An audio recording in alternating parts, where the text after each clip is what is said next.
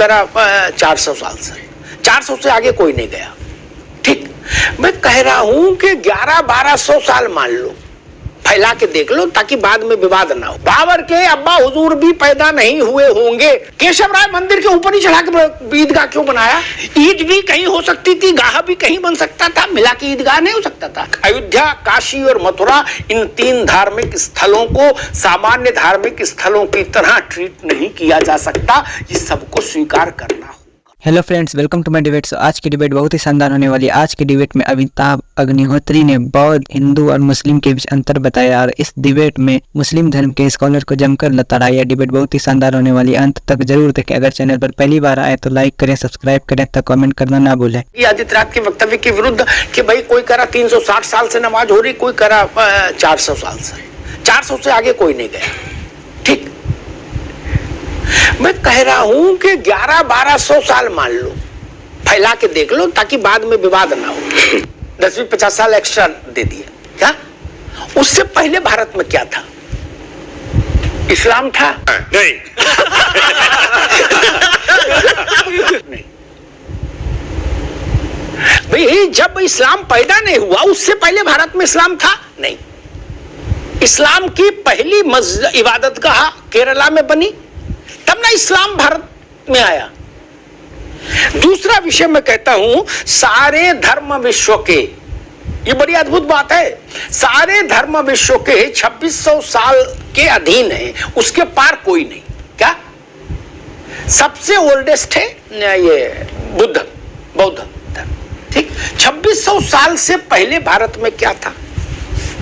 समुद्र तो था नहीं, था ना, मंदिर भी थे, गुफाएं भी थी, हिमालय भी था, गंगा भी थी, नहीं ना? काशी भी थी, अयोध्या भी थी और मथुरा भी थी। इसके बाद 6वीं शताब्दी में, जब, मैं फिर दोहराऊं, जब बाबर पैदा नहीं हुआ होगा, बाबर के अब्बा हुजूर भी पैदा नहीं हुए होंगे, तब 6वीं शताब्दी में भाजपा भी नहीं जन्मी थी, जनसंघ भी नहीं जन्मा था, कांग्रेस भी नहीं जन्मी थी। तब एक विदेशी यात्री ने जो विवरण दिया इस परिसर का, वो आज के ज्ञान वापी से मेल खाता है। आग 6 फीट से बड़ा शिवलिंग, उस पूरे परिसर में वही शिवलिंग है जो 6 फीट उतना बड़ा है। बाबा विश्वनाथ का तो शिवलिंग छोटा है। उसने नंदी का विवरण दिया और उसने कहा इसके 8 कोणों पर हिंदू मंदिर है, बीच में मुख्य मंदिर और 8 कोणों पर मंदिर। तब कैसे दावा हो जाएगा इस्लाम का? ये मसला है। हम शाहबानों पर जो रुख लेते हैं वो ज्ञान वापी और अयोध्या पर मथुरा पर नहीं लेना चाहते। आप करो तो लीला, वहीं से तनाव फैलता है। आपने ऐसा रुख अगर शाहबानों पर लिया तो इसलिए ना कि वोट की राजनीति। और एक और तर्कपूर्ण बात, वो भाजपा को अच्छी लगे तो और कांग्रेस को खराब लगे तो भी, लेकिन तर्क तो तर्क रहेगा, किसी को अच्छा खराब लगे। एक पॉलिसी होती है डोमिसाइल पॉलिसी। जो बच्चे अच्छे इन प्रतियोगी परीक्षाएं देते हैं उनको जानते हैं, उसको अच्छे से उनके परिवार के लोग जानते हैं कि भाई मूल नागरिक, ठीक, हर राज्य में डोमिसाइल पॉलिसी होती है। ठीक, वैसे ही राष्ट्र के स्तर पर भी डोमिसाइल चलता है। हर राष्ट्र का अपना डोमिसाइल है। ठीक, यानी वह धर्म, वह समाज जो सबसे पहले वहां था उसको ही डोमिसाइल कहेंगे। तो इस रूप से देखें तो भारत का डोमिसाइल धर्म क्या है? मूल धर्म क्या है? हिंदुत्व। भारत के डोमिसाइल सिटीजनशिप किसके नाम रहेगी? सनातन धर्म को मानने वालों के नाम। बुद्ध से कॉन्फ्लिक्ट हुआ ना, बौद्ध धर्म से। किससे? हिंदू धर्म से। इसका मतलब हिंदू उससे पहले से थे। कन्वर्जन हुआ, इस्लाम आया, औरंगजेब जैसे लोग आए, तलवार के बल पर। कन्वर्जन किसका हुआ? हिंदू का। इसका मतलब हिंदू वहां पहले से थे भारत में।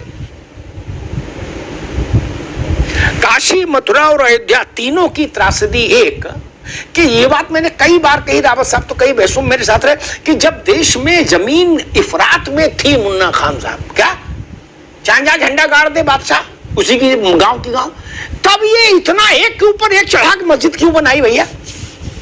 क्या पूरे ब्रज क्षेत्र में ईदगाह बनाने की और कहीं जगह नहीं थी? केशव राय मंदिर के ऊपर ही चढ़ा के ईदगाह क्यों बनाया? ईद भी कहीं हो सकती थी, गाह भी कहीं बन सकता था, मिला के ईदगाह नहीं हो सकता था। ज्ञान वापी में वही सटाक मंदिर क्यों के सर खड़ा करके आपने 400 साल 600 साल पहले ये मस्जिद क्यों बनाई?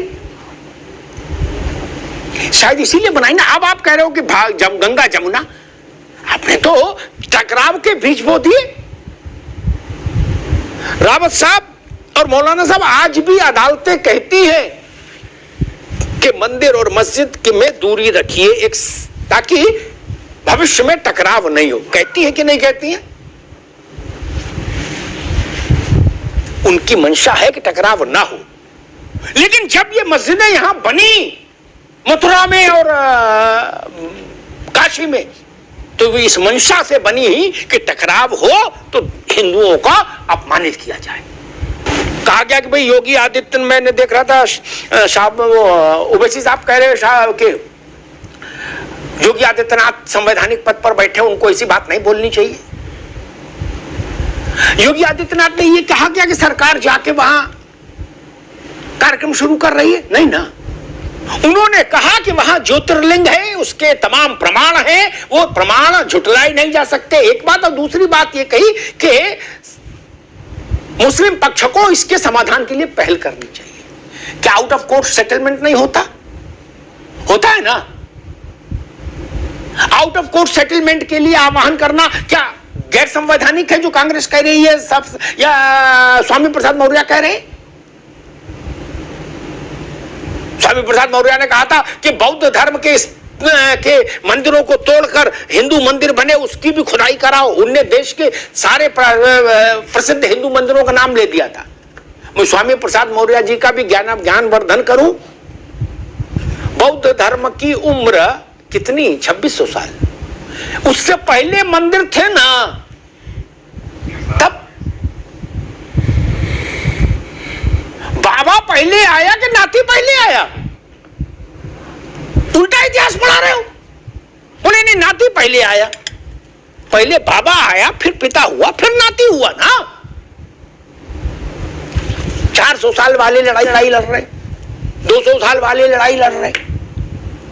भारत ने तो सबको शरण दी। दुनिया के जितने मजहब हैं, धर्म हैं, रावत साहब, सबको भारत ने शरण दी है। इतने धर्म एक साथ कहीं नहीं। क्या तो सब यहां अपना अपना झंडा गाड़ देंगे? क्या कहेंगे हम ही मूल नागरिक हैं यहाँ के? और मूल नागरिक की पीड़ा क्या होती है ये देखना है तो जनजातीय इलाकों में जाके देखिए। मणिपुर का संघर्ष भी वहीं से पैदा हुआ है कि मूल को किनारे करने की कोशिश बाहरियों ने की। इसीलिए मणिपुर देश के स्तर पर भी यही सिद्धांत लागू होता है। भारत का जो मूल है सनातन, चाहे वो प्राण हो, धर्म हो, समाज हो, व्यक्ति हो, कोई भी जो मूल तत्व है भारत का, उसके साथ अगर बेईमानी करने की कोशिश होगी तो मुझे लगता है अब वो भारत उतना बदल गया कि वो बेईमानी सहे नहीं होगी, स्वीकार्य नहीं होगी। अदालत में मामला चल रहा है। योगी आदित्यनाथ ने कहा कि सरकार अदालत में जाके एप्लीकेशन देगी कि नहीं मामला बंद कर दो। नहीं ना। आप लोग अयोध्या पर भी यही कहते थे। सुप्रीम कोर्ट से फैसला आया ना, मंदिर बन रहा है ना। और अगर जिन लोगों को लगता है ऐसा नहीं है, मैं उन पार्टियों से भी कहूंगा, इतना साहस पैदा करिए, बोलिए कि हम ज्ञान वापी के अस्तित्व को नहीं मानते, हम विश्वेश्वर महादेव के अस्तित्व को नहीं मानते, हम वहां मस्जिद के अस्तित्व को मानते हैं। बोलिए ना, ये साहस पैदा करिए। एक रात में शाहबानों के फैसले के पक्ष में खड़े होते हैं, दूसरी सुबह शाहबानों के फैसले के खिलाफ खड़े हो जाते हैं। ये अगर ये सेकुलरिज्म है तो देश ने जनादेश से बताया उसके बाद से कि उसको इस तरह का सेकुलरिज्म मंजूर नहीं। अयोध्या, काशी और मथुरा, इन 3 धार्मिक स्थलों को सामान्य धार्मिक स्थलों की तरह ट्रीट नहीं किया जा सकता, ये सबको स्वीकार करना होगा। बिल्कुल। वाराणसी में 8 करोड़ लोग आए दर्शन करने बाबा विश्वनाथ के और नंदी महाराज के एक साल में, रावत जी। मथुरा में बांके बिहारी और जन्मभूमि देखने 6 करोड़ लोग आए, 6 करोड़। छोटी बात है, छोटी आस्था है। इस आस्था से खिलवाड़ हो सकता है क्या? नहीं।